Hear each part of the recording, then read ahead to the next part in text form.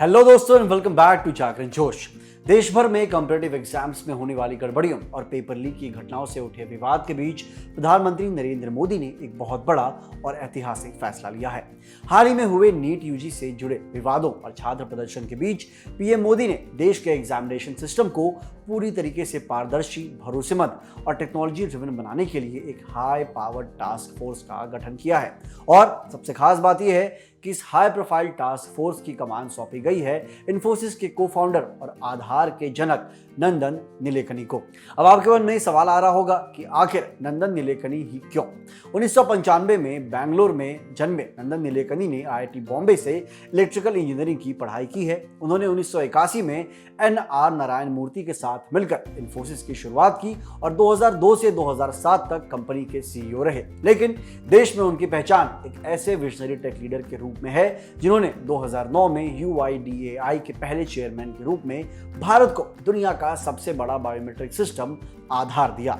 UPA सरकार में cabinet rank के साथ काम करने वाले नीलेकनी पर पीएम मोदी ने भी हमेशा भरोसा जताया है। चाहे 2016 में डीमोनेटाइजेशन के बाद डिजिटल पेमेंट्स का खाका तैयार करना हो, यूपीआई और ओएनडीसी जैसी डिजिटल इंफ्रास्ट्रक्चर की नींव रखना हो, या फिर अब देश के एग्जाम सिस्टम को लीक प्रूफ बनाना हो। दोस्तों, पीएम मोदी द्वारा गठित ये task force national testing agency यानी एनटीए के काम करने के तरीके, स्ट्रक्चर और पूरे एग्जाम मैकेनिज्म का नए सिरे से री-इवैल्यूएशन करेगी।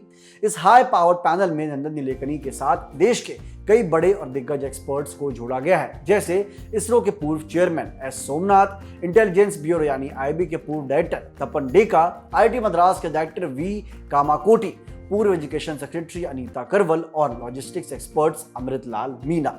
इस मल्टीडिसिप्लिनरी टीम का मुख्य काम एग्जाम प्रोसेस में एडवांस टेक्नोलॉजी लागू करना, लीक प्रूफ ऑनलाइन और ऑफलाइन टेस्टिंग मॉडल बनाना और एनटीए की कमियों को दूर करना है। टास्क फोर्स के अलावा सरकार ने एग्जाम माफियाओं पर नकेल कसने के लिए कड़े कानूनी कदम भी उठाए हैं।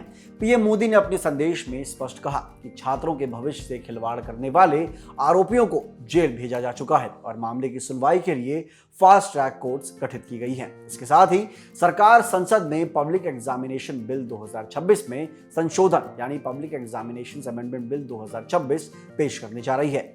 इस प्रस्तावित कानून के तहत संगठित पेपर लीक रैकेट और इसमें शामिल दोषी संस्थाओं को 10 साल तक की सख्त कैद और 10 करोड़ तक के भारी जुर्माने का प्रावधान रखा गया है। इसके साथ ही 2 महीने के भीतर जांच पूरी करने का नियम भी जोड़ा जा रहा है।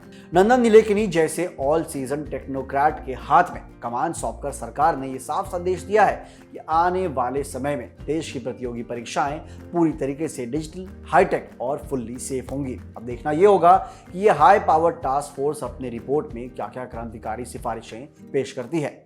एजुकेशन, करियर और देश भर के एग्जाम रिफॉर्म से जुड़ी हर बड़ी अपडेट के लिए जुड़े रहिए हमारे चैनल जागरण जोश के साथ। और अगर ये वीडियो आपको इन्फॉर्मेटिव और काम की लगी हो तो इसे अपने सभी दोस्तों के साथ लाइक करें, शेयर करें और हमारे चैनल को सब्सक्राइब करें।